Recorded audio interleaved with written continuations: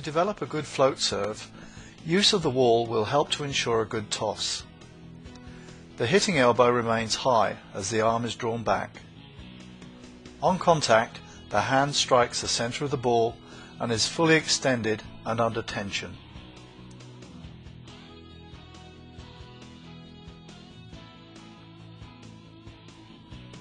A back foot to front foot weight transfer takes place, and the server should be leaning on the ball at the end of each serve in this drill.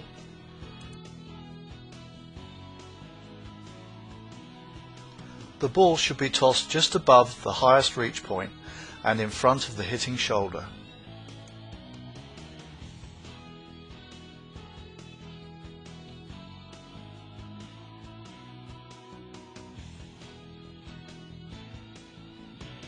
Standing further back from the wall, using a partner as a target, will ensure the ball is served in the direction that the server faces. There should be little or no follow through of the hitting hand, as this creates spin on the ball and stops the ball floating. The partner can be told to say down as they catch the ball to help the server keep her hitting hand high.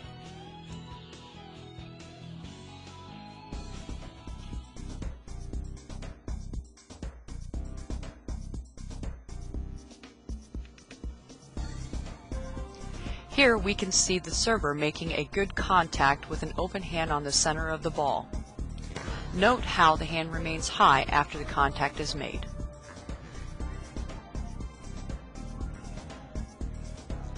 Notice the toss is vertical and not too high above the hitting hand.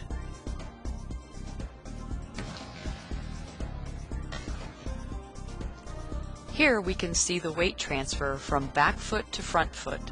The front foot should be pointed to the direction of the serve.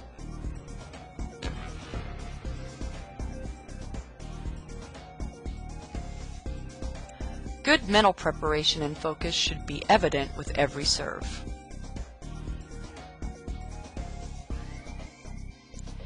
Keeping the serving elbow at eye line helps keep the serve low.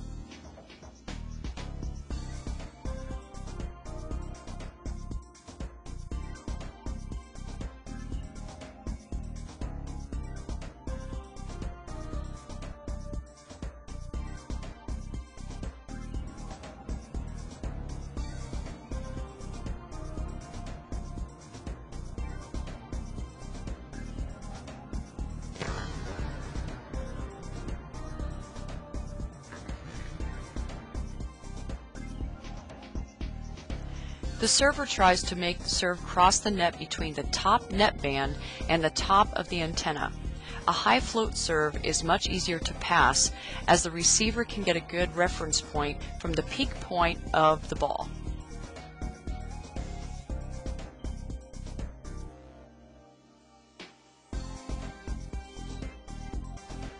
In the next few examples, you will see a variety of footwork and approach angles of jump float serving. The common denominator is the last two steps being right-left for a right-handed server and the opposite for a left-handed server.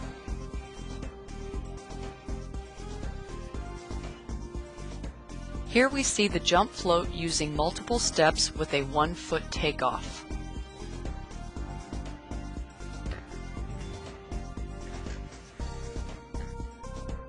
This is an example of a straighter approach using 2 steps.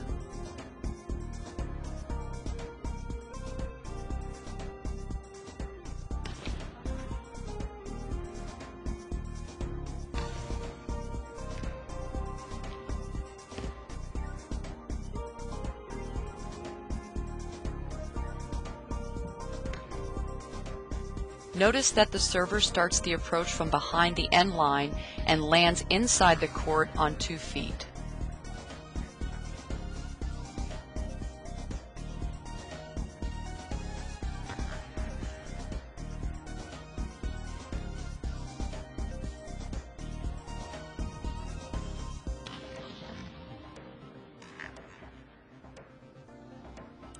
The tossing hand remains high to assist with an accurate vertical toss. The ball is placed above and in front of the hitting shoulder once again.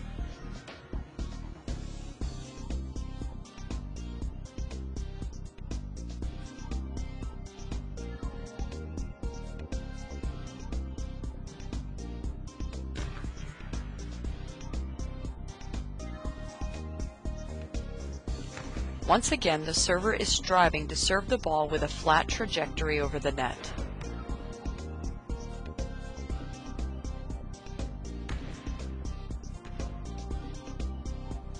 Here we see a good example of keeping the hand high after the ball is contacted to avoid spin and therefore to assist with the floating of the ball.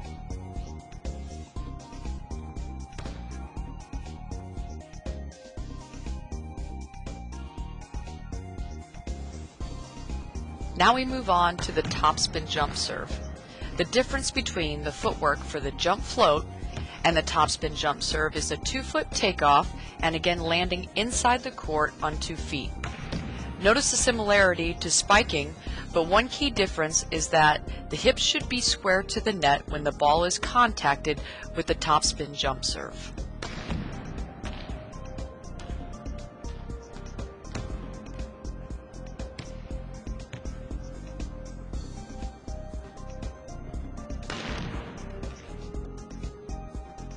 One of the most important features of the topspin jump serve is a good high toss with the peak point directly above the end line to enable the server to penetrate onto the court when they contact the ball. Unlike float serves, the toss needs to have topspin initiated with the toss. This is achieved by allowing the ball to roll off the tips of the fingers, finishing with a snap of the wrist towards the server.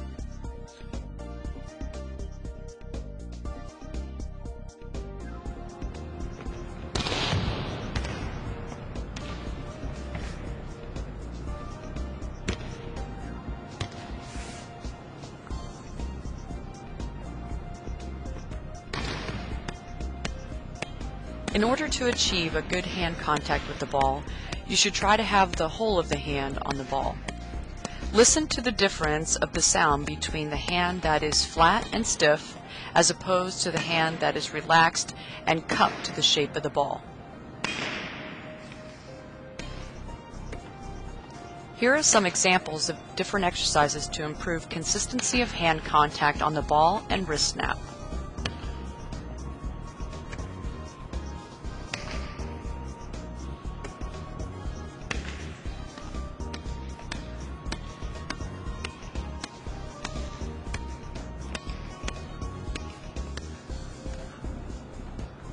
Watch the server as she accelerates on her approach to the ball, leading herself with a nice high spinning toss made with her hitting hand.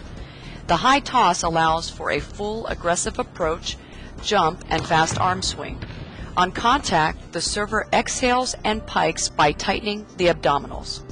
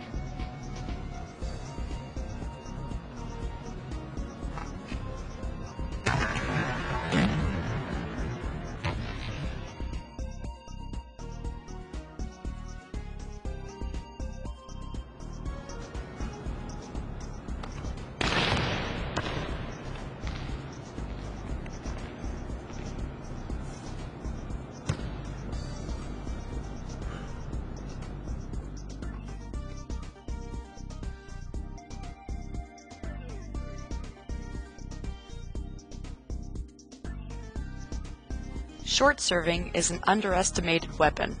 Notice the change of the contact point, which is closer to the body with posture more vertical.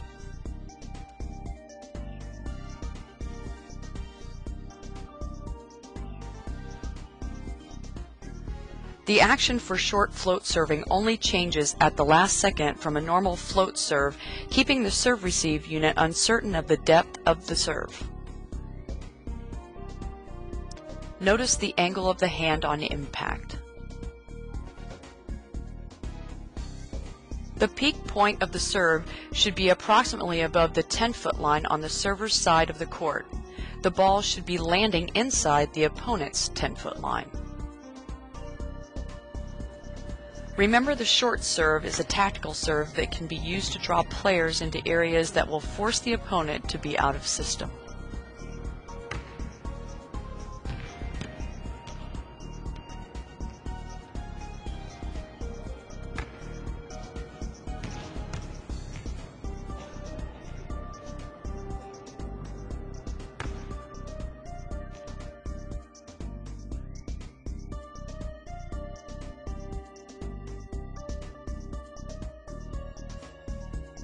Developing multitasking drills is a great way to help challenge your players. Here is an example using serving in the drill. Notice how the drill begins in its simplest form, then the coach gradually increases the complexity as the skill level improves.